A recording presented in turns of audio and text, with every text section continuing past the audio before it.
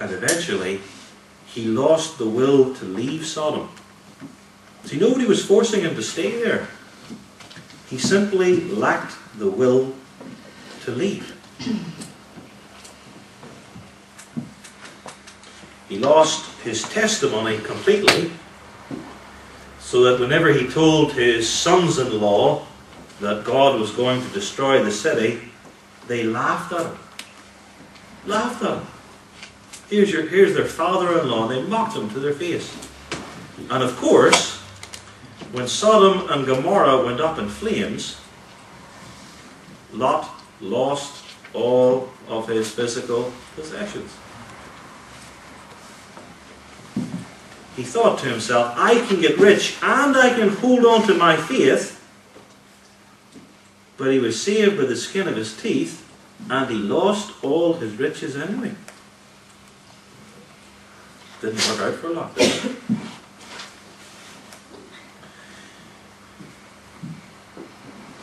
And if we pitch our tent towards Sodom in its various forms in the 21st century, we may yet be saved. Saved as by fire, saved by the skin of our teeth. We may yet be saved, like Lot. Then again, maybe we'll find out when we pitch our tent towards Sodom and get to like it in Sodom, and live like the world, and think like the world, and adopt like the world, maybe we'll find out that we're going to perish with the world because we were really of the world all along, and we simply reveal our true colours.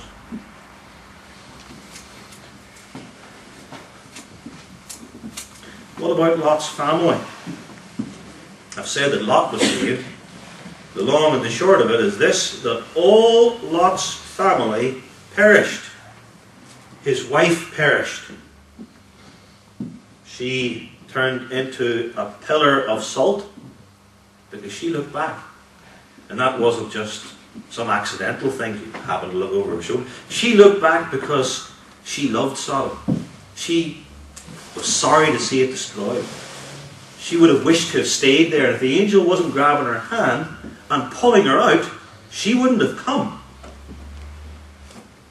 And probably Lot wouldn't have come either. Remember Lot's wife. Remember Lot's daughters too. Remember Lot's married daughters. Because Lot's married daughters and his sons-in-law, the ones who laughed at him, they were consumed by fire from heaven, and they went up in smoke.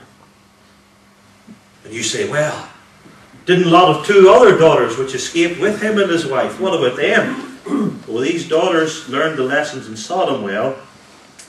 They got their father drunk one night, and they took it in turns to lie with their father, committing incest, when the three of them were hiding in a cave. Nice girls. They'd seen all the sexual debauchery of the city, and they'd learned their lesson well. Lot alone escaped. All his seed was lost. Not one of them to comfort him in his old age. Through his covetousness, the covenant promise was not realized in any of his children.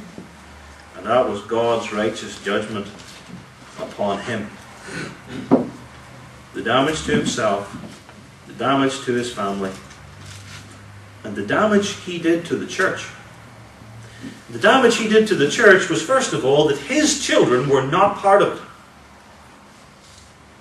And secondly, and worse, this had longer lasting effects, the two children he begot through his daughters, two incestuous daughters, were reprobate Ammon and Moab. And Moab means literally, from my father. That's what the daughter called her child. From father. You can see what sort of a girl she was. And reprobate Ammon and Moab were enemies of the covenant people that were thorns in Israel's flesh for centuries. And all Lot thought was, well, I'm just going to get near Sodom and I'll make a pound or two.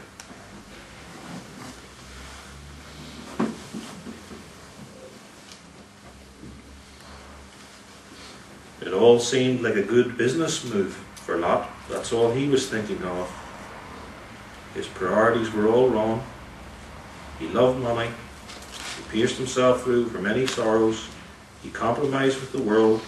He lost his wife. He lost his children. So you don't pitch your tent towards Sodom. Where do you pitch your tent?